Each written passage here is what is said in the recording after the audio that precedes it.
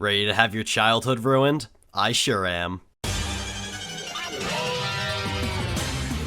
I can think of no bigger gaming juggernaut than Pokemon. Hell, it's one of my favorite games of all time, and for good reasons. The RPG aspects are challenging and addictive, and the Pokemon range from small and lovable to gargantuan and badass. There are also lots of exploration aspects to the games. The gyms are really fun. There are lots of little digressions to add a few extra hours of gameplay. The music is beautiful and iconic, and the scenery can be downright gorgeous in later games. Needless to say, Pokemon is what defines this generation of gamers, and it's a series that I've been in love with since I stole my brother's copy of Yellow version. Hell, I've even rewatched quite a bit of the anime with my friends in college. But underneath all the hype, all the cuteness, all the Pokeblocks and puffins lies some seriously disturbing implications. It's not all friendship, training, and respectful sport. As a matter of fact, if you look deeply enough, the Pokemon universe houses one of the most backward and dystopian societies in all of fiction, putting even the work of George Orwell to shame. So get ready, because we're going to be counting down the top 10 most disturbing implications of the Pokemon universe. But first, let me set a few rules. Number 1. This list is from the games only, and while some references to the anime and manga will be made, all of the reasoning is based around the games alone. Number 2. Fan theories hold no weight here. We're looking at the cold, hard facts from the games alone. Only the canon put out by Game Freak will be put under scrutiny. Number 3.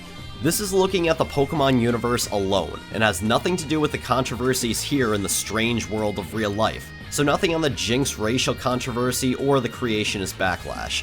Alrighty, I think we've got enough rules. Let's get this bad boy started.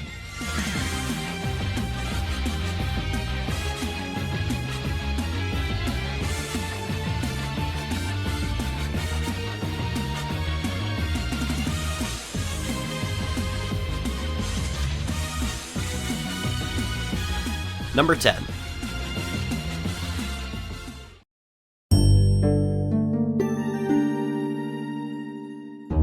Cubone has an interesting relation to the Pokemon games. It's one of only 16 starter Pokemon in Blue and Red Mystery Dungeon, and its evolved form, Marowak, is the ghost haunting Pokemon Tower in the original Kanto games. I don't know how to say this, but Cubone is kind of a big deal.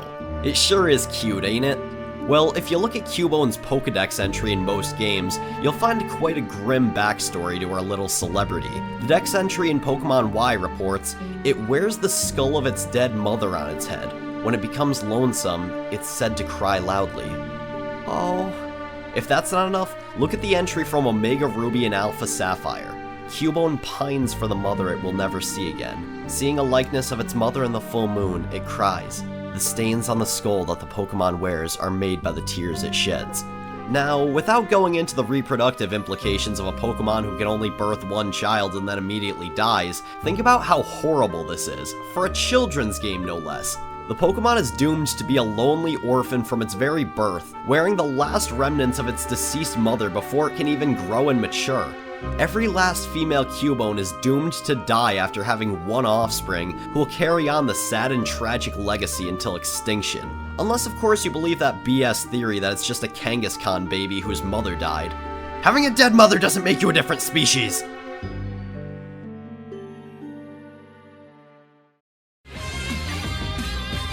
Number 9.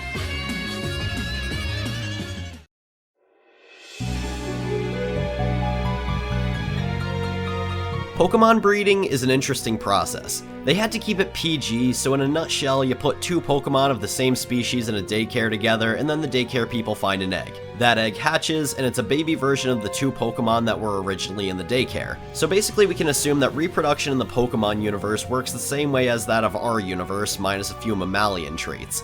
Yeah, Miltank lays eggs. Zoologists would be baffled. Anyhow, that's all fine and good until we get into the subject of Ditto. Some time ago, Pokemon players discovered that because it has no gender and its only move is Transform, it can be put into the daycare with just about any other non-legendary Pokemon and breed. Suddenly, starters were being pumped out like nobody's business, and Dittos were in high demand. All today, John, is something just came across my desk, John. It is perhaps the best thing I've seen in the last 6 months. If you have 60 seconds, I'd like to share the idea with you. You got a minute? Even I'm guilty of doing this exact process to get plenty of starters. But let's take a moment to really ask ourselves just how ethical and humane this is. Yeah, breeding horses and such in the real world is nothing new. Selective breeding, in fact, is how we have dog breeds in modern livestock. But the problem here is the difference in species. Ditto is almost guaranteed to be spending its entire life in the daycare pumping out eggs of different species without ever serving any other purpose. Now you might be saying, but Matt, queen bees are exactly like that. They just sit around and pump out babies while doing absolutely nothing. Yeah, that's true, but the difference is that not only is Ditto pumping out babies that look nothing like it, but it goes against nature entirely. While queen bees naturally stay in the hive for life, Dittos can be found roaming freely around several regions, living their happy and carefree lives. That is, until a trainer comes along and dooms it to a life of reproductive slavery. As I walk by the daycares, I can hear the sounds of hundreds of Dittos quietly wishing for death.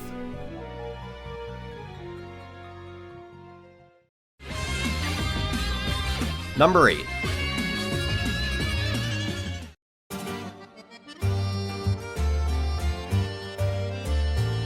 The Pokemon universe already seems like a pretty terrible place to live in if you happen to be, you know, a Pokemon. But what about life for humans? It sure seems like a nice place to live, doesn't it? Wrong! You know all those little obstacles that keep you from advancing to the next town? Well, guess what? It's unlikely that only plucky young trainers are having trouble getting through. Think for a second. There is no way from Cerulean City to Vermilion City other than a hole in the wall of a burglarized house. Let's also look at the fire hazards present in the Celadon City gym where 3 trainers are boxed in by trees. Good luck getting out in case of an emergency. And imagine the nightmare that the roads must be, where not only are marauding trainers always trying to rob you of your cash, but mudslides, sandstorms, massive rocks, jagged cliffs, Snorlaxes, and more goddamn trees are constantly blocking your path. Imagine how much effort and money must go into getting necessary supplies into these areas. They'd probably have an easier time dropping supplies in like they did in the Berlin airlift than trying to take the roads, which are probably in worse condition than those of Somalia. And how about the Pokemon League in the Hoenn region where you need to scale a goddamn waterfall to get up there? Just saying, I'm pretty sure the Elite Four need food, and if there's a massive waterfall keeping everybody out, you're probably gonna need some pretty elite delivery services. For a hyper-advanced society, the Pokemon universe has perhaps the worst infrastructure I have ever seen. Aside from just how bad the roads are, let's ask ourselves how exactly this economy works. Welcome to the Pokemon universe, where a high-tech spray unit used to instantly heal Pokemon costs $300 and heals 20 health, while a bottle of fresh water costs $200 and heals 50 health. Even if you factor in that Pokédollars probably have the same value as yen, you're still looking at $3 for a medicine that does less than a bottle of water. Seriously, for advanced technology, the whole Pokemon universe seems to kinda suck. Whatever, when all else fails you can just hit up the Pirate Bay and torrent all the HMs. That'll get you through this nightmare of a region.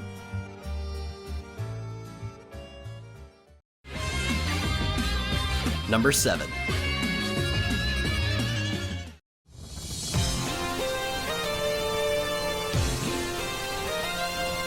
Pokemon are very interesting and powerful creatures. If you go into the Pokedex entries for a few, you'll find that their physical strength and destructive capabilities are plainly immense, even for fairly common Pokemon like Machop. So we must ask ourselves, why are we living near them? Pokemon are some of the most hazardous things ever conceived, and we decide to live with them? Let me give you a few examples. Look at Geodude. It's a very common Pokemon, and it's often mistaken for a rock. Some chick outside of Mount Moon even complains about stepping on one. Now let's also consider that Geodude can learn self-destruct. Essentially, we're talking about a naturally occurring camouflage landmine that's about as common as a squirrel. You got your plucky little trainer just walking around minding his own business when suddenly an explosion blows his goddamn legs off. Sorry Brendan, you were supposed to become a Pokemon master, but it looks like you're gonna spend the rest of your days like the guy from that one Metallica song. I should also mention the poison-type Pokemon and how dangerous they are. We already know how scary Africanized killer bees are, so imagine coming against an angry swarm of Beedrill. Skeeved out by Japanese giant hornets? Well, get ready, because we're looking at bees half as tall as you are. I feel bad for anybody who doesn't have a flamethrower at that point. There's also the issue of electric and fire type Pokemon that could potentially cause serious burns or electric shocks on unsuspecting victims. Pikachu's shock on Team Rocket would be a whole lot less funny if James happened to have a pacemaker. Finally, we have the issue of frostbite from ice types, getting your bones broken by an angry Machoke, pissing off the wrong Snorlax or Gyarados, getting scorched by a Magmar, getting sliced and diced by a Gallade, getting a horn through your chest from Rhydon, getting paralyzed by a Shroomish, getting crushed by a Tyranitar, suffocating from a Weezing, and getting the Diglett chant stuck in your head, just to name a few.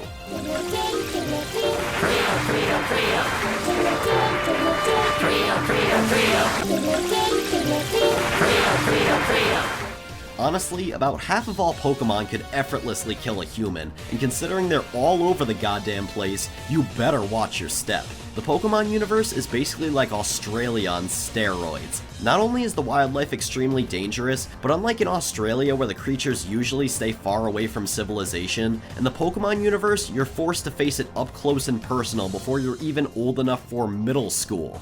Speaking of which... Number 6.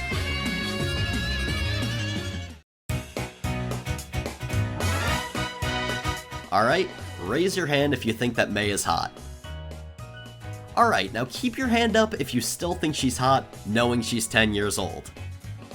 Yeah, so most of the Pokemon trainers you play as well as their rivals, are 10. So, for those of you who indulge in the slightly more risque part of the fanbase, sleep tight. Anyhow, these kids are sent off to fend for themselves without adult supervision before they're even teenagers. Before they're even teenagers. I repeat things for emphasis. Emphasis! Damn, when I was their age, my most exciting moment was going on a bike ride unsupervised and having my first Red Bull. My childhood adventures are pretty lame compared to these guys. But on the other hand, who the hell decided it was okay for kids to wander around multiple towns, frozen mountaintops, volcanoes, underwater caves, abandoned power plants, and even out into the ocean without any sort of supervision? A moment of silence for little Johnny, who always wanted to be a Pokemon master but instead drowned, trying to track down a stolen submarine by diving to the bottom of the ocean with his pet Whalmer. You will be missed. Not to mention some of the frankly sketchy interactions that you have with other people throughout the Pokemon world, such as in Fire Red, where Bill comes up to you and is just like, "Hey kid, you want to come onto my buddy's boat and go to this remote island with us?" Aside from that, there's also the fact that pretty much every Pokemon trainer is an avid gambler, putting tonight's meal money on the table believing that their Charmeleon can wreck somebody else's Houndoom. Yeah, just because the animals that you're fighting with are adorable, and just because you're a 10-year-old doesn't change the fact that this is pretty much glorified cockfighting. And if you don't believe me, just play Pokemon Stadium while imagining all the spectators as shirtless middle-aged men holding up wads of cash over who's gonna win. But it's okay, I'm sure that youngster whose money I just took will be just fine. Number 5.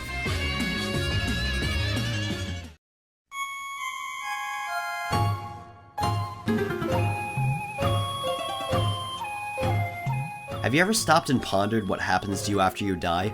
Will you go to heaven? Will you go to hell? Will you be reincarnated and live another life? Will that be the end of it entirely? Will it just be lights out after that? I don't claim to know the answer, but what I do know is that every single one of these possibilities is a hell of a lot better than being stuffed inside a ball and doing some kid's bidding for the rest of eternity. And this, ladies and gentlemen, is the fate of Ghost-type Pokemon. While some Ghost-type Pokemon such as Ghastly are born normally and presumably die eventually, on the other hand, if you're looking at the Pokedex entries for Yamask, Drifloon, Spiritomb, Phantump, and Pumpkaboo, you can clearly see that these Pokemon are formed by immortal spirits.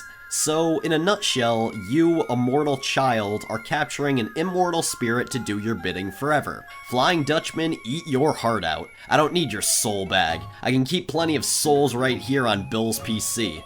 Right, so it's already pretty clear how utterly screwed up it is to capture a ghost and force it to do what you say for the rest of your life, but what's even more messed up is the question of what exactly happens after the trainer dies. What, do they just sit in some PC box for the rest of eternity? Do they get deleted? Does the world finally show some goddamn mercy and have them released? I sure hope so. Sure, it already sucks to get captured in life, but at least death offers some salvation. But capturing ghost types goes far beyond that. For so long, we believed that the soul was the one thing that you cannot imprison, cannot control. Well, according to Pokemon, not only is it possible, but it's pretty socially acceptable.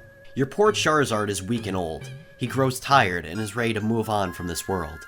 He finally passes on peacefully in his sleep, and you say your final farewell at Pokemon Tower. After quickly playing Amazing Grace on the bagpipes, you shed one last tear and go on your merry way. You can rest easy knowing that good old Charizard can finally be at peace. Oh wait, Agatha showed up and captured Charizard in the afterlife, and now he's gonna spend the rest of eternity fighting to the bitter end against whatever Pokemon trainer walks through the door. He's in a better place now. Of all the souls I have encountered in my travels, his was the most human. Number 4.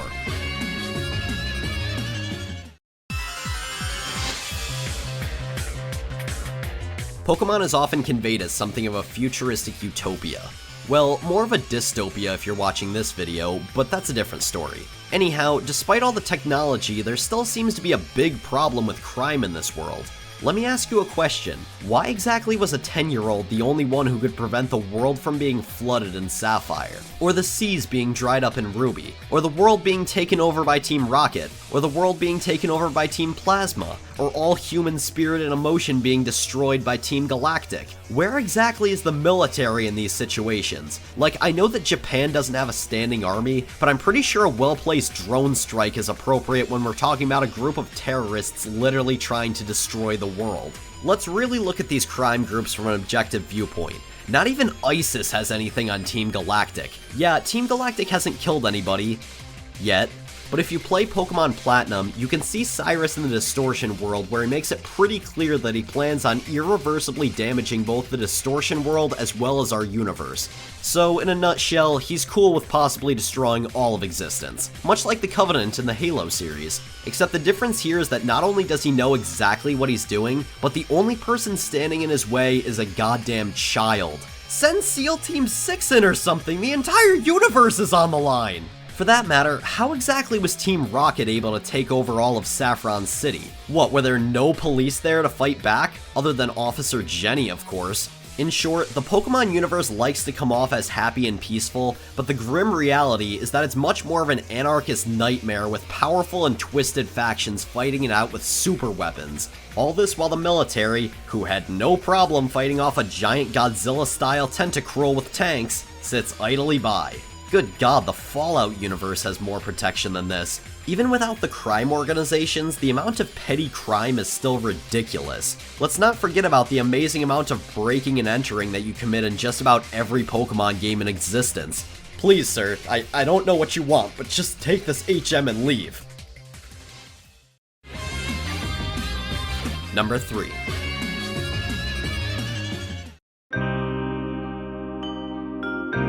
Now it's time for one of the biggies. One of the big problems with Pokemon that even people less nerdy than me have brought up. Animal cruelty. The whole process of becoming a Pokemon master involves capturing wild animals, breaking them until they do everything you say, and then pitting said wild animals against other captured wild animals until they pass out from exhaustion. You're going to love me! Basically like if gladiator fights, boxing matches, and cockfights all got thrown together in a blender. And yes, you can make the argument that at least the Pokemon don't get eaten by humans, but on the other hand, there's a reason why cockfighting is illegal and killing chickens is not. At least death offers an escape from the utter nightmare of being forced to fight all your life. And another thing to consider is that most Pokemon seem considerably more intelligent than the average animal in nature, meaning that they probably feel just as much pain, regret, and guilt as we would if we were in their given situation. For that matter, the Pokemon are shown in the anime to possess a pretty decent amount of intellect, emotion, and empathy. So how exactly is it okay for the entire universe to be built around forcing them to fight one another? The answer is, it really isn't. Mewtwo was right when he said that Pokemon are slaves to humans. Just because they begin to develop Stockholm Syndrome after a while doesn't change the fact that they're mercilessly forced to fight one another at their trainer's will. Even if you claim that it's all okay because no death is involved, the sad truth is that it's very likely that you do kill Pokemon. While trainers have Pokemon centers to heal their team, it's not like anybody is bringing the wild Pokemon you beat to a pulp to get cared for. So to recap, we have wild Pokemon that you either kill or steal from their natural habitat, which you then force to fight other Pokemon until they either black out from exhaustion or knock the other Pokemon out. Rinse and repeat many hundreds of times over. I'm not the first one to bring this up. The hippies at PETA have already raised plenty of concerns as to the ethics behind Pokemon battling. Now, as ironic as that is, coming from the people who euthanize 97.3% of the animals they take in, it's not like they don't have a point. But at the end of the day, at least we can just shrug and say, well, we're the dominant and most intelligent species, so we can do whatever the hell we want. It sucks, but that's how Mother Nature is. Except that we can't. Number 2.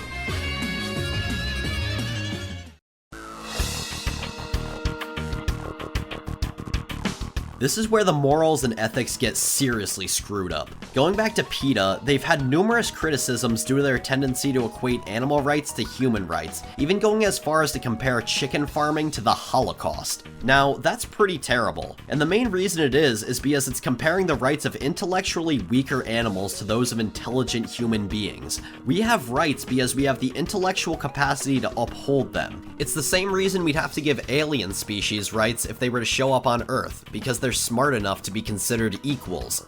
So, what exactly does this have to do with Pokemon, you might ask? Well, for most Pokemon, the argument of inferior intellect holds some weight, but that all gets thrown right out the window when we start talking about psychic types. If you look at Alakazam's Pokedex entry, you'll see that not only is its intelligence greater than that of the average human, but its IQ is 5,000. Keeping in mind that the average human IQ is 100, it becomes pretty clear that your average Alakazam is 50 times as intelligent as the average human. For reference, Stephen Hawking has an IQ of 160, and William James Sidis, holder of the highest IQ in history, is anywhere from 250 to 300. In other words, no human intellect is even a tenth of that of Alakazam. For more reference, animal intellect is generally measured by the encephalization quotient, or EQ rather than IQ, based on the size and structure of the brain compared to the body. Humans have an EQ of 7.0, while our closest competitor, the bottlenose dolphin, has a 4.2.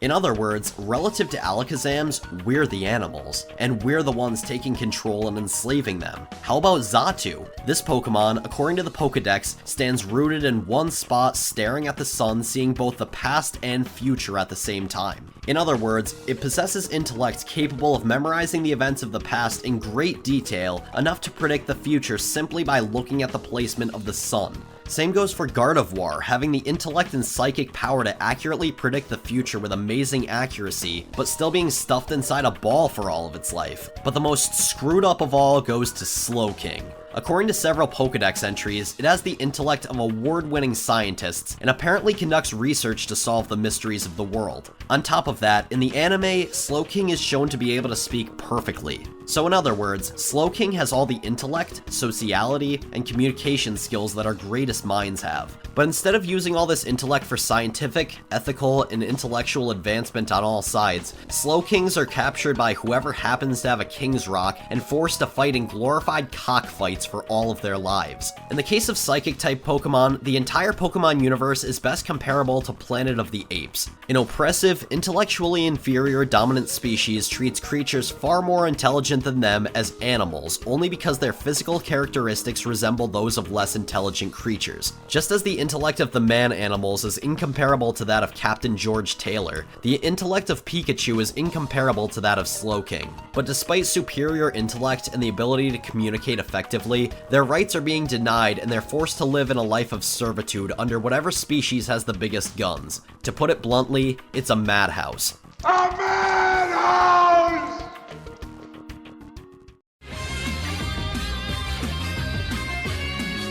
Number 1.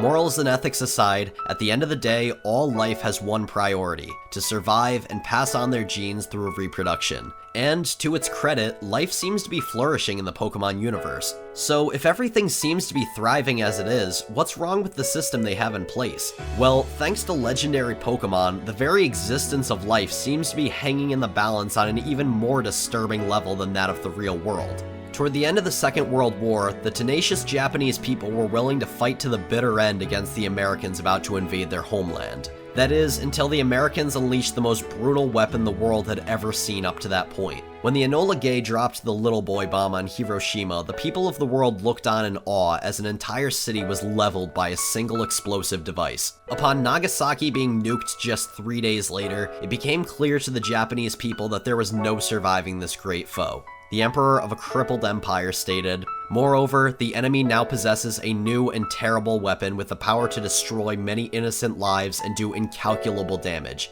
Should we continue to fight, not only would it result in an ultimate collapse and obliteration of the Japanese nation, but it would also lead to the total extinction of human civilization."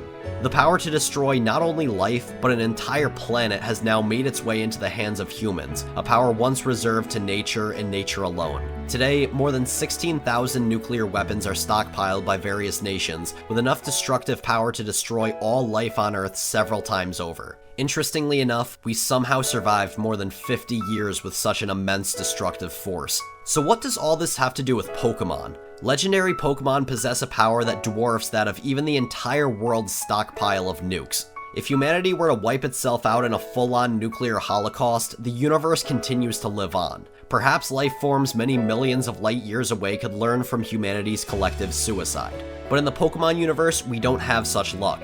Groudon and Kyogre, perfectly capable of being captured for human purposes, hold enough power to wipe out life on Earth in just a matter of days. For them to be captured by the wrong people, such as Team Magma and Team Aqua, could put all life on Earth at stake. But it doesn't end there. Lugia, upon flapping its wings, creates a 40-day storm capable of destroying houses. Jirachi holds the power to grant wishes, meaning it's literally capable of anything and everything, essentially a godlike being able to be captured by humans. Dialga, Palkia, and Giratina hold power over time, space, and antimatter, meaning that they're capable of controlling and potentially destroying the entire universe. From the X and Y series, Xerneas has the power to grant everlasting life, and Veltal holds the power to destroy and absorb the life force from all living creatures. Finally, we have Arceus, the god Pokemon and origin of all life. While its power isn't outlined much in the Pokédex entries, we're talking about a god figure capable of being captured by humans.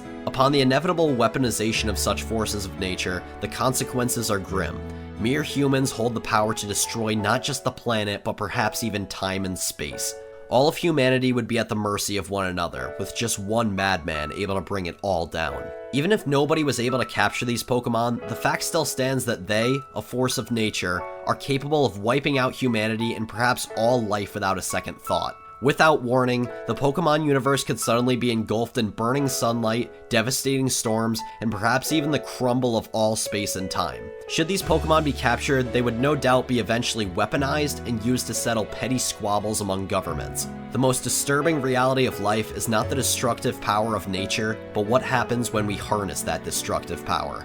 At the end of the day, at least we can all rest easy knowing that it is Mother Nature and Mother Nature alone that makes these decisions for us. Just as Groudon and Kyogre live as wild forces of nature, silently deciding when it's time for life to be wiped off the planet, Mother Nature silently decides when the next massive asteroid will collide with Earth and eventually bring the blue planet back to a clean slate. There is no Pokeball that we can throw at the devastating radioactive blasts in space that may one day wipe us all out. Think back to War of the Worlds, where a seemingly invincible alien foe is defeated not by humanity's high-tech weaponry, but by the viruses that nature has created and given us immunity to. These legendary Pokemon exaggerate what is already a fairly sad truth. At every moment, we as a species are at the mercy of nature. Perhaps it's time that instead of trying to capture the great destructive forces of nature and stuff them into our pocket, we realize that no matter how gargantuan our power seems to become when compared to us, we must also accept that just as nature created us, nature can just as easily destroy us.